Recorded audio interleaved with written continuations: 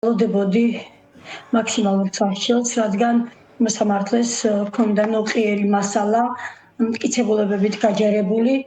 მართალია, მოსამართლე არ ამჟღავნებდა თავის პოზიციას, როცა მე მასთან საბოლოო სიტყვით გამოვდიოდი, მაგრამ თვალები მაინც ლაპარაკობდა იმას, რომ ის სრულად იზიარებდა ჭეშმარიტებას. პროკურორმაც ძალიან სრულყოფილად მიაწოდა საქმის ირგვლივ ყველა მტკიცებულება, ყველა მასალა, ყველაფერი მოკლედ, ასე რომ ვთქვათ და მიჭირს ძალიან საუბარი, მაბადიეთ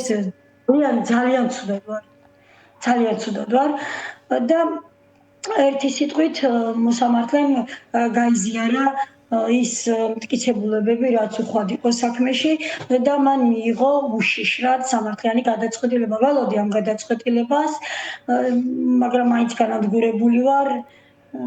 მე ახლა ვიცავ ჩემი შვილის ღირსებას და მანადგურებს ის, რომ სიცოცხლის დაცვა ვერ შევძელი. ახლა ჩემი ბრძოლით მე ვიცავ გიგავალიანის ღირსებას. სიცოცხლის დაცვა რომ ვერ შევძელი, ეს მანადგურებს მაინც და მიჭირს ბოდიშრხტი, რომ გამართულად ვერ საუბრობ. მესმის ქალბატონო ეკა, თქვენი სრულად ვიცი რომ არ არის მარტივი კი არა, ძალიან რთულია და ძალიან რთული პროცესი გაიარეთ თქვენ მთელი ამ ხნის განმავლობაში. თქვენ ბრძოლას საზოგადოება თვალს ადევნებდა ყოველდღიურ ბრძოლას. ქალბატონო ეკა, ჩვენ ვისმენდით თქვენს შემდგომ კომენტარს, თქვენს მიმართვას, სადაც თქვენ ამბობთ, რომ მიმართავდით გარეთ დარჩენილებს, რომ სახლში ბრუნდებით იმისთვის, რომ გააგრძელოთ ბრძოლა. რას გულისხმობდით უფრო ზუსტად რომ გვითხრათ, ვის მიემართებოდა ეს მიმართვა, რომელიც დღეს საზოგადოებამ სასამართლოს გადაწყვეტილების შემდეგ მოისმინა? მაშინ მოდით ცოტა შორიდან დავიწყებ რა. მაშინ როცა გიგა მოგვიკვდა, მე იმ ღამით ცოცხალი დავრჩი მხოლოდ ნიკასთვის.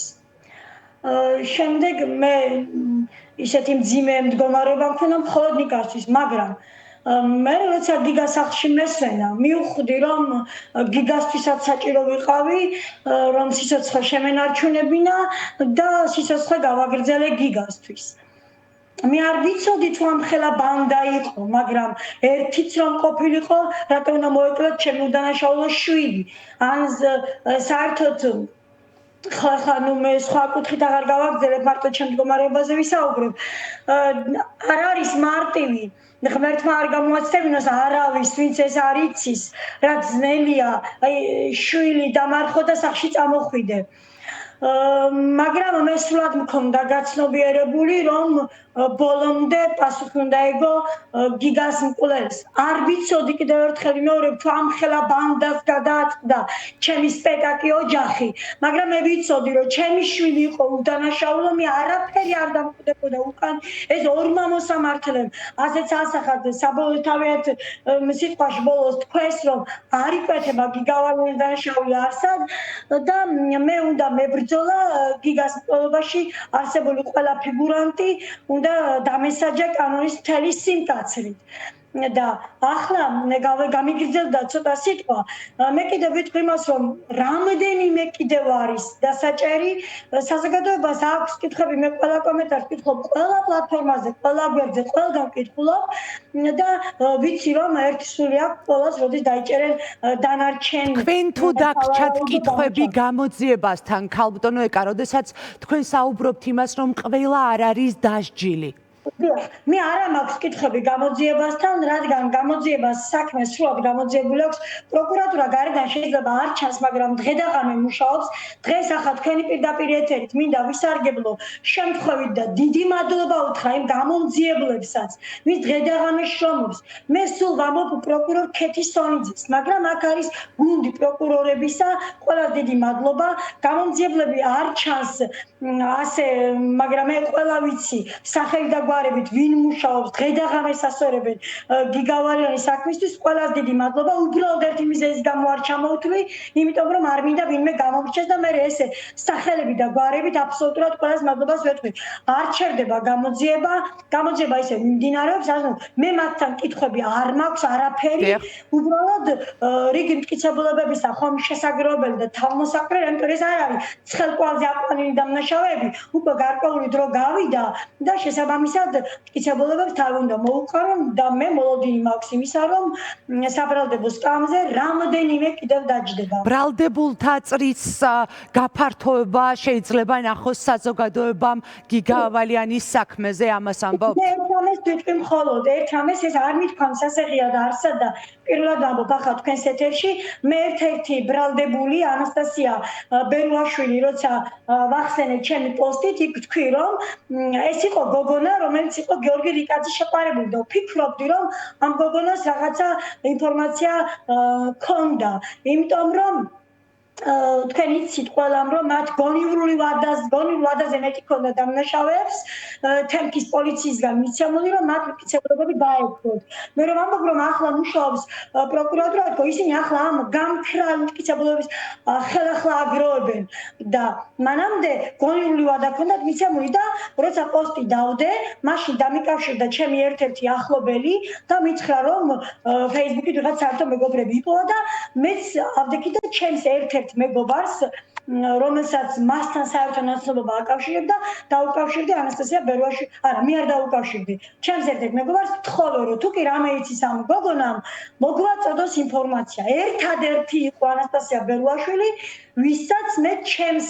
მეგობარს თხოვე რომ მოგვაწოდოს ინფორმაცია დანარჩენი სხვა ხალხის დაუკავშირდნენ ოღონდ ეს ჩემგან დამოუკიდებლად თუმცა მე ვიცოდი მაგრამ ჩემგან დამოუკიდებლად მოძებნას გზები რატომ ამბობ ახლა ამბობ ანასტასია ბერუაშვილის დედა ნაცვლად იმისა რომ მას ეთანამშრომლა გამოძიებასთან ჩემზე გადმოვიდა მუქარით მაგრამ ეხლა წაშალოს პოსტი სადაც ჩვენ ვართ ნახსენები თორემ ვუჩივლებ და ნახეთ ისთვის მიჩიოდა იმისთვის რომ მე მის არასოწოვანი შვილის სახელი და გვარი ვახსენე და ვერ გაიგო ამ ხალხმა რომ კანონს იქ ეძებენ მაშინ როცა მე მათი შვილების სახელს და გვარს ვახსენებ და იქ ავიწყდებათ და უდანაშაულობით სკლავენ ხო მე დავიწყე ბრძოლა წესების გარეშე დავიდან იმიტომ რომ მაგაცმა წესებმა მე შემგოჭა და მე დავიწყე ბრძოლა წესების გარეშე მე ახლა აღარ მჭირდება წესების გარეშე ბრძოლა და იმიტომ ვარ სიტყვა მოზომილი ხოლმე პროკურატურა ყველაფერს აკეთებს იმისთვის რომ მართლა ესე რა ძმაკაცურად მიდგას გვერდით ჩვენ ერთი მხარე ვართ ამას მე ესე გავარდნილი სიტყვით ან ვინმეს მოსაფერებლად არ ვამბობ ამას ვამბობ სრული პასუხისმგებლობით და იბრძვიან ჩემთან ერთად რომ მაქსიმალური საჩელის მიღწევა არასოწურებისთვის მარტივი არ არის ერთია ის რომ დამნაშავე ცნობს სასამართლო მაგრამ მეორე ის რომ მაქსიმალური საჩელი მისცა ეს მარტივი არ არის და ის რომ მარტივად არ მიღწევა მე ამას ვუყურებ მე გააფთრებული ვიბრძვი ამას ხალხი რა თქმა უნდა ვერ ხედავს ყველაფერს მაგრამ რაზეც ხედავს ის საკმარისია გააფთრებული ვიბრძვი ჩემთან ერთად ასევე შეიძლება ასეთი მაღალი ხმით და ასეთი ჟესტიკულაციით და ემოციებით შესაძლო არა მაგრამ იბრძვის ჩემთან ერთად პროკურატურაც და აი ამ არასრულწლოვანებსაც თუ სრულწლოვანებსაც ანუ რამდენიმე ელოდება საბრალდებო სკამი ჩვენ საუბრობთ ამ შემთხვევაში ქალბატონო ეკა დანაშაულის დაფარვაზე თუ მონაწილეობაზე დანაშაულის დაფარვაზე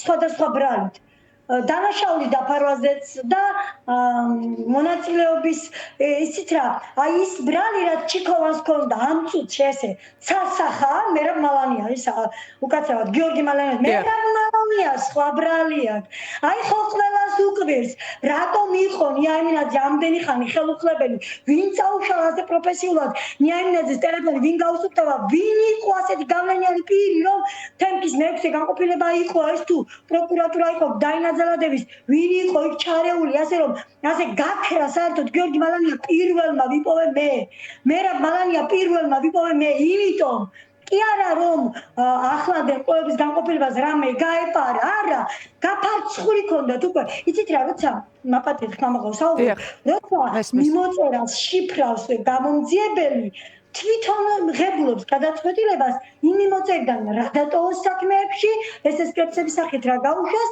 და რა არა. ანუ ფილტრავს გამომძიებები და ისე კარგად გაფილტრეს, რომ არ სადარჩენა გიორგი მალანია, არ სადარჩენა მერაბ მალანია, მაგრამ აქ მე ვარ, მე, რომელიც ყოველ წამს, ყოველ წუთს, მაშინაც კი, როცა გიგას სასაფლაოზე ვარ, მაშინაც კი ჩემს გამოძიებას ვატარებ. და ყველაფერი დავხდა საქმის მასალებში შემდეგ. ახლა მერაბ მალანიას ტელეფონი რომ გაიშიფრება მის დეტალურებს რომ ესე დაწვრილებით ვნახავთ, აი მე ნახოს მერაბ მალანიამ რა ელოდება. ანუ მერაბ მალანია საერთოდ არ ედარდებოდა ნია იმნაძე და მისი დანაშაული, მერაბ მალანია აქ იცავდა თავის თავზე. რატომ ვამბობ ამას იცით? გვაქვს საერთოდ დრო 1-2 წუთი. დიახ, გისმენთ, იმიტომ არ გაწყვეტინებთ ქალბატონო ეკა. გისმენთ. დიახ. გიორგი მალანიას ჩვენებაში არეულია გიგასთან მეცადინეობის დაწყების დროც და გაკვეთილის ხანგრძლივობის დროც. იმიტომ რომ 9 საათი მოიპარა მეცადინეობის დაწყების დროის არეულობაში და 9 საათი მოიპარა გაკვეთილის ხანგრძლივობაში. ანუ 1 საათიანი აცდენა გააკეთა. როცა ამას უკვე გამოძიება უყურებს ამ 1 საათიან აცდენას, ხომ? ის ფიქრობს, რა თქმა უნდა, ბუნებრივია, რომ ამ დროს ბავშვი უკვე წესით სახლშია. და ჩვენებაში ამბობს, რომ სახლში ვიყავ, როცა დამერიკა გაბაშვა, მაგრამ ეგრე არ არის. აქ ეკაკუბატაძეა ჯერ. ეკაკუბატაძე ყველაფერი იცის, მე რომ ამბობ, რომ მე ყველაფრის დაპირწონე სწორი წინადადება მქონდა. მე რომ ამბობ, რომ მე და ჩემაშვილებმა ყველაფერი ვიცოდით ერთმანეთზე. დიახ, მე ვიცოდი. როდის იწყებდა გიგა გაკვეთილებს ამა თუ იმ ჯგუფთან და რამდენ ხნიანი გაკვეთილები იყო ეს და 20 საათსა და 7 წუთზე მერაბ მალანია ურეკავს მის შვილს და აკითხავს აქ ჩვენთან ბავშვს წასაყვანად. თუ მის გვერდით არის მისი შვილი, ხომ არ დაურეკავს? ესე იგი ურეკავს მაშინ, როცა ბავშვი მასთან არ არის. ჩაიჯი თუნდაც იმ წამში აქავარ აქ არის ჩვენი მანქანა და მოbrunდიც. აი ესეც რომ მეთქვა და ანუ წამებიც ვერ დაგვეკარგა და 20 საათსა და 7 წუთზე ვერ რომ ჩაესვა მამას შვილი მანქანაში, მომდევნო ზარი შემდეგ 20 საათსა და 14 წუთზე გამაშვილი მანამდეც ურეკავდა, მაგრამ ახლა მე მამასთან ურთიერთობას ვამბობ, 20 საათსა და 14 წუთზე გაბაშვილი ურეკავს გიორგი მალანიას და ბოლო 50 წამი პატარა დრო ხომ არ არის? ანუ ბოლო დეტალებს აწვდის მკვლელ ალექსანდრე გაბაშიძე მკვლელობის დღე. მკვლელობამდე ზუსტად 2 საათით ადრე და ამ დროს ბავშვი არის მამასთან. ვერ მოახერხებდა 7 წუთსევე რომ ჩამჯდარიყო, 14 წუთზე ის სახლში მისვლას ვერ მოახერხებდა და მანქანიდან გადმოსვლას. მამასთან ერთად არის შვილი და მე ჩემს ერთ-ერთ პოსტში ვთქვი კიდეც რომ თქვენ ამბობთ რომ ყოფილი ძალოვანი ჩართული იყო პირადად ამ მტკიცებულებების ფალსიფიცირებაში. აუცილებლად, კი, ნამდვილად, მე ამას დავამტკიცე. მე ამას ესე რომ ვამბობ ახლა საერთო პირდაპირ ეთერით ხედავთ რამდენი რამის უფლებას ვაძლევ ჩემ თავს. მე ეს როგორც აღმოვაჩინე იმ წუთში არ გამიჟღერებია სოციალურ ქსელით. ჯერ პროკურორს მივაწვდი ინფორმაცია, მე კიდე რაღაცები ჯერ უბრალოდ კარგად შევისწავლე, მე მივაწოდე პროკურორს, მე კიდევ გავაგრძელე შესწავლა და წამების სიზუსტით, ეს ახლა მე პატარა ფრაგმენტი ვთქვი, რომ წამების სიზუსტით მაქვს ყველაფერი გათვლილი და აი ნახავს საქართველო რომ მერაბ მალანიას მოუწევს საბრალდებო სკამი და სწორედ ამიტომ იყო ნია იმინაძის ტელეფონი აქამდე გასუფთავებული, იმიტომ არავინ არ ამბობდა. სხვადასხვა ერთი რამე მინდა კიდევ თქვა, ესეც გავაჟღერე მე ჩემს პოსტში. ვინმე ვაკო მაჭარაშვილმა, ვახტანგ მაჭარაშვილია სინამდვილეში, მაგრამ ვაკოს ეძახის თავისთავად და იმიტომ ვთქვი, ეს არის გიორგის ალექსანდრე გაბაშვილის ადვოკატი, მან თქვა, ვიმეორებ, მე ამას ოფიციალურ შეხვედრაზე თქვა და მე არასწორს რომ არ ვიკადრებ ხომ იცით, მე ერთი არასწორი სიტყვა ჩემგან ნათქვამი უკვე ნიშნავს მანამდე ნათქვამის სხვაბრით ჩამოშლას, სწორის ჩამოსვლას, ასე რომ მე თუ კარგად არ ვიცი რას ვამბობ, იმას არ ვამბობ. და დიახ, ვაკო მაჭარაშვილმა თქვა ის რომ ეს ამდენ არასწორად იყო და არავის არაფერი არ ათქმევინეს. იცით რატომ? პროკურორი მე აი ამ დაკითხვის დროს გიორგი მალანიაზე რამეს ათქმევინებდა. ამის ეშინოდათ, მათ ეშინოდათ სწორედ მერაბ მალანიაზე. ვერ ვიტყვი რომ ახლა მათ აქვთ იმისი მოლოდინი რომ 2-3 წლის შემდეგ მათ მერაბ-მალანია ციხიდან დაიხსნის, ვის დაეკარგა მერაბ-მალანია 2-3 წლის შემდეგ ანახლა ხო მან მოახერხა უბრალოდ ესე შავი გზებით და რაღაც ხულებით ეს საქმე ჩაეფარცხა ახლა მათ აქვს შიში აუბედურება შიში თორემ იმედი რომ 2-3 წლის შემდეგ რაღაცა შეგვეხება და ჩვენი ეს უმაღლესი საჭიროიანი შვილები გარეთ გამოვა ეს არ არსებობს მალანიას იმედი 2-3 წლის შემდეგ მათ აქვს დაკვამდელი შიში და მერაბ-მალანიას ჩემი ეშინოდეს მე მისმა შვილმა ჩემი შვილის სისხლი თასით მიართვა ალექსანდრე გაბაშეს და მე ამას არ ვაპატიებ მადლობა ჩემი ეშინოდეს მერაბ-მალანიას მან არიცის ვის დაუპირისპირდა მადლობა ქალბატონო ეკა კუპატაძე გიგა ავალიანის დედა იყო დღის ამბების სტუმარი გიგა ავალიანი